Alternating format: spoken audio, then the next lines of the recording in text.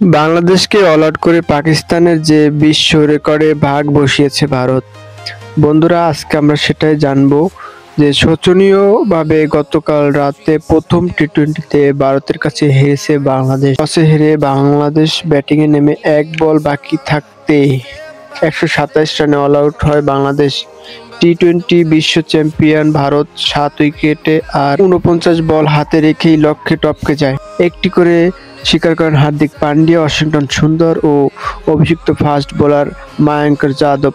বাংলাদেশ কাল অল্প রানের গুটিয়ে দিয়ে আন্তর্জাতিক টি-টোয়েন্টি পাকিস্তানের সঙ্গে একটি বিশ্ব রেকর্ডে ভাগ বসিয়েছে ভারত। চির প্রতিদ্বন্দ্বী ভারত পাকিস্তান এখন এই সংস্করণ প্রতিপক্ষে সবচেয়ে বেশিবার অল আউট করার হিসেবে যৌথভাবে শীর্ষে দুই দলকেই প্রতিপক্ষ ৪২ বার অল আউট করেছে।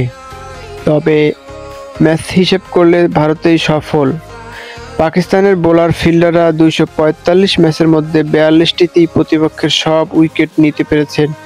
এই সংখ্যায় পৌঁছাতে ভারতের লেগেছে ২৩৬ ম্যাচ। এখন আমরা দেখে নেব প্রতিপক্ষ বেশিবার অল আউটের শীর্ষ ৫ দল। ১ নম্বরে রয়েছে ভারত, ম্যাচ খেলেছে ২৩৬টি, অল আউট করেছেন ৪২ বার। পাকিস্তান ২৪৫ ম্যাচ খেলেছেন, প্রতিপক্ষকে অল আউট করেছেন ৪২ বার। নিউজিল্যান্ড ২২০ ম্যাচ খেলে প্রতিপক্ষকে অল আউট করেছেন ৪০ বার। উগান্ডা ৯৫ ম্যাচ খেলে প্রতিপক্ষকে অল আউট করেছেন ৩৫ বার। ওয়েস্ট ইন্ডিজ ২০৫ ম্যাচ খেলে প্রতিপক্ষকে অল আউট করেছে ৩২ বার।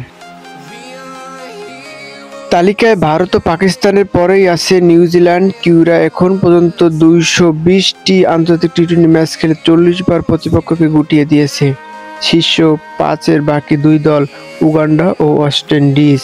প্রতিপক্ষের সবচেয়ে বেশিবার অল আউট করার সুকর রেকর্ড যেমন আছে, এর বিপরীতে আছে সবচেয়ে বেশিবার অল আউট হওয়ার তীব্রকর রেকর্ডও। আন্তর্জাতিক টি-টোয়েন্টি সবচেয়ে বেশি অল আউট হওয়ার শীর্ষ ৫ দল। ১ নম্বরে রয়েছে শ্রীলঙ্কা, ১৯৫ ম্যাচ খেলে ৪২ বার অল আউট হয়েছেন। বাংলাদেশ ১৭৭ ম্যাচ খেলে ৩৯ বার অল আউট হয়েছেন। নিউজিল্যান্ড ২২০ ম্যাচ খেলে ৩৭ বার অল আউট হয়েছেন। রুয়ান্ডা ৮৩ ম্যাচ খেলে ৩২ বার অল আউট হয়েছেন। পাকিস্তান ২৪৫ ম্যাচ খেলে ৩২ বার অল আউট হয়েছেন। এই ছিল সর্বশেষ অল আউট হওয়ার শীর্ষ ৫ দল ও অল আউট করার শীর্ষ ৫ দল। সবাই ভালো থাকবেন। আসসালামু আলাইকুম।